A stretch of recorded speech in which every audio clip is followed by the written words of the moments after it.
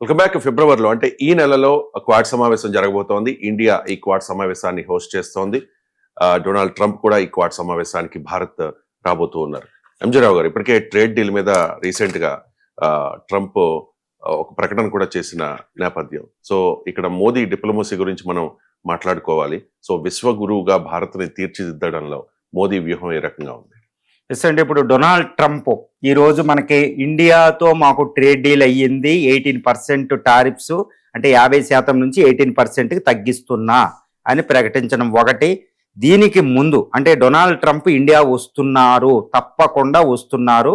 తర్వాత న్యూఢిల్లీలోనే EU leaders New Delhi వచ్చి నరేంద్ర మోడీ గారితో ట్రేడ్ డీల్ ఎలా సంతకాలు అయితే చేశారో అదే చిత్రాన్ని, అదే విజువల్ని మనం ఢిల్లీలో దర్శించబోతున్నాం. ఎందుకంటే డొనాల్డ్ ట్రంప్ న్యూఢిల్లీ రావడం, న్యూఢిల్లీ వచ్చినప్పుడు ఆయన ట్రేడ్ డీల్ ఇండియాతో చేసుకోవడం ఇక్కడే జరుగుతుంది.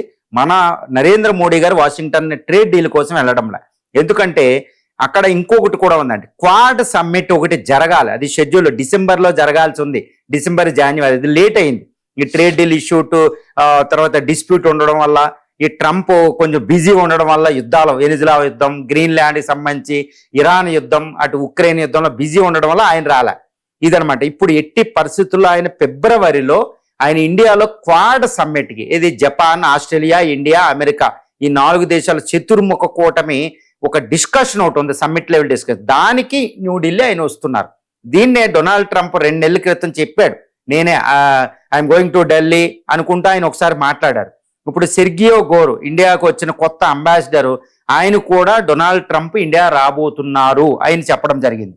సో వీటన్నిటిని డాటెట్ అన్ని కనెక్ట్ చేస్తే డొనాల్డ్ ట్రంప్ ఫిబ్రవరిలో ఇండియా వస్తున్నారు అని తెలుస్తుంది. రెండోది, ఈ ట్రేడ్ డీల్ కూడా ఫైనల్ అయిపోవడం వల్ల ఎట్టి పరిస్థితులు ఇంకా ట్రేడ్ డీల్ పురస్కరించుకొని ఆయన వస్తున్నారు. ఎందుకంటే ఇండియాతో ట్రేడ్ డీల్ యుఎస్కి చాలా చాలా అవసరం.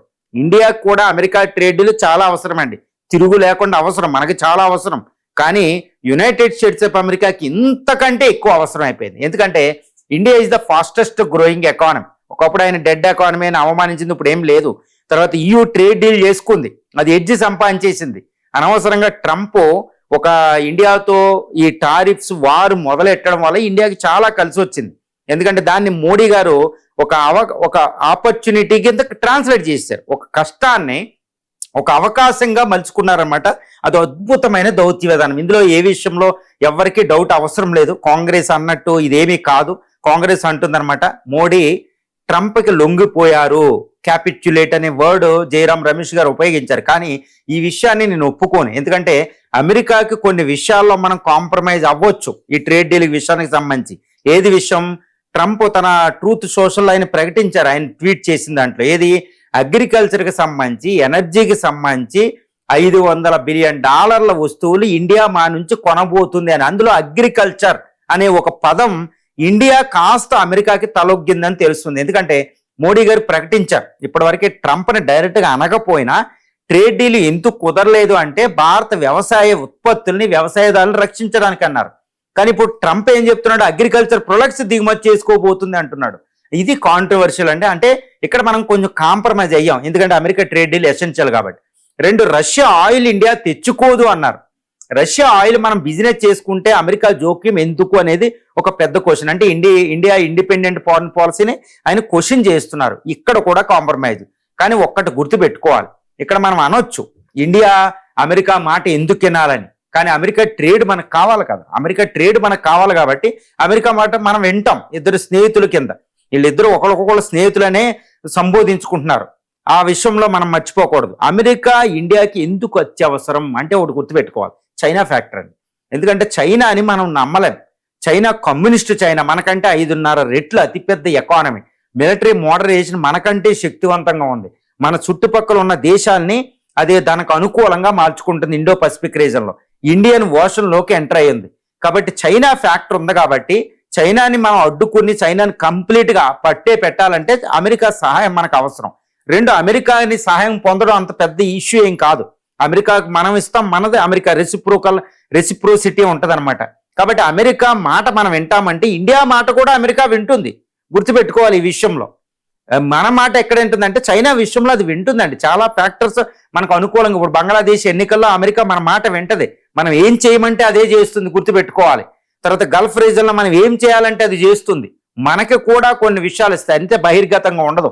అగ్రికల్చర్ ప్రొడక్ట్స్ విషయంలో కాంట్రవర్సీ ఉంది. అదేంటంటే అగ్రికల్చర్ అక్కడ నాన్ వెజ్ మిల్క్ అని ఒకటి తయారవుతుంది అనమాట, కొంచెం జంతు ఉత్పత్తులతో. అది ఇండియాలోకి అలా ఉందా లేదో తెలుసుకోవాలి.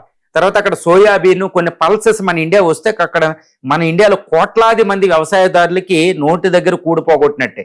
మరి ఈ విషయాల్లో మోడీ కాంప్రమైజ్ అయ్యారా లేదని తెలియాలంటే ఈ ట్రేడ్ డీల్ మొత్తం దాని యొక్క ప్రొవిజన్స్ అన్ని మనకు బయట పడాలి. అది బయటపడడానికి టైం పడుతుంది. కానీ ఎనీహౌ ట్రంప్ ఆ విషయం ఎందుకు మాట్లాడుంటారంటే ఫేస్ సేవింగ్ కోసం. ఏదో నేను ఇంతవరకు ట్రేడ్ వార్ ఎందుకు చేశానంటే ఇండియా నుంచి ఇన్ని లాభాలు వచ్చినాయని అమెరికా ఇండియా ఆయన అక్కడ చెప్పుకోవాలి. ఇండియన్ ప్రైమ్ మినిస్టర్ కూడా ఇక్కడ కొన్ని చెప్పుకుంటారు, చూసారా నేను దౌత్య యుద్ధం అని. ఒకళ్ళ లీడర్లు వాళ్ళు ఎట్టి పరిస్థితులు వాళ్ళ లీడర్షిప్ ని వాళ్ళు ఎప్పుడు పొగుడుకుంటూనే ముందుకెళ్తారు. కానీ ఒకటి గుర్తుపెట్టుకోవాలి, ఇక్కడ డొనాల్డ్ ట్రంప్ మోడీ దౌత్యం చేసిన దౌత్యానికి ఆయన వెనకపడ్డారనేది అయితే ఇక్కడ పూర్తిగా అబ్జల్యూట్ గా మనం చెప్పుకోవచ్చండి. మోడీ దౌత్యం ఇప్పుడు చూడండి, గ్లోబ్ లో కూడా అక్రాస్ ది వరల్డ్ లో కెనేడియన్ ప్రైమ్ మినిస్టర్ ఇండియాకు వస్తున్నారు, జర్మన్ ఛాన్సలర్ ఇండియా వచ్చారు, బ్రిటిష్ ప్రైమ్ మినిస్టర్ ఇండియా వచ్చారు, మెక్రాన్ ఇండియా వస్తున్నారు ఫిబ్రవరి 14-15 తారీఖులో గుర్తుపెట్టుకోవాలి. సో యూరోపియన్ మనతో ట్రేడ్ డీల్ కుదుర్చుకుంది, జపాన్ ట్రేడ్ డీల్ అయ్యింది, అక్కడ న్యూజిలాండ్ ఆస్ట్రేలియాతో, అంటే అమెరికా క్లోజెస్ట్ అలయన్స్ తో మనం ట్రేడ్ డీల్ అవుతున్నాయి. వాళ్ళే ఇండియానే వస్తున్నారు. అంటే ఏంటి, ఇక్కడ ట్రంప్ని పక్కన పెట్టి మన దగ్గరికి వాళ్ళు వస్తున్నారు. ముఖ్యంగా ట్రాన్స్ అట్లాంటిక్, రెండో ప్రపంచ యుద్ధం తర్వాత ట్రాన్స్ అట్లాంటిక్ అనే పార్ట్నర్షిప్ ని మనమే తెగ్గొట్టేశాం. సో యూరోపియన్ ఇప్పుడు ఇండియానే ఎక్కువ నమ్ముతుంది, అమెరికాని తక్కువ నమ్ముతుంది. కాబట్టి అమెరికా విషయంలో ట్రంప్ విషయంలో మోడీ దౌత్యమే సక్సెస్ఫుల్, అందులో తిరుగులేదు.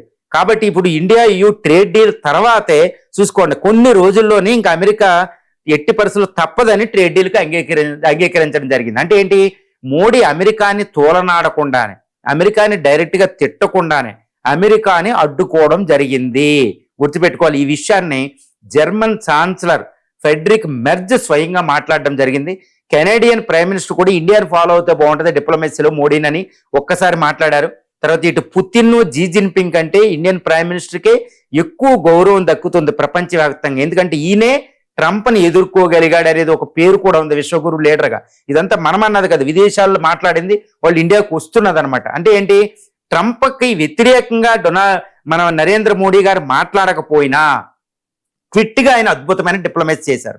ఆ డిప్లొమసీ టియాన్జిన్ సమ్మిట్కి వెళ్ళడం, ఎస్ఐ సాంఘిక కోఆపరేషన్కి EU ట్రేడ్ డీలు, తర్వాత పుతిన్ ఇక్కడికి రప్పించడం, చైనాతో ఎక్కువ ట్రేడ్ చేసుకోవడం. గుర్తుపెట్టుకోవాలి, ఇన్ని ట్రేడ్ డీల్తో అమెరికా అవసరం మాకు లేదు. ఒకవేళ ట్రేడ్ డీల్కి నువ్వు రాకపోతే ఇంకా అలాగే మొండిగా ఉంటే నీ అవసరం లేకుండానే మేము చేసేసుకుంటామని బడ్జెట్ GST 2.0 ఇవన్నీ మనం చూడొచ్చండి.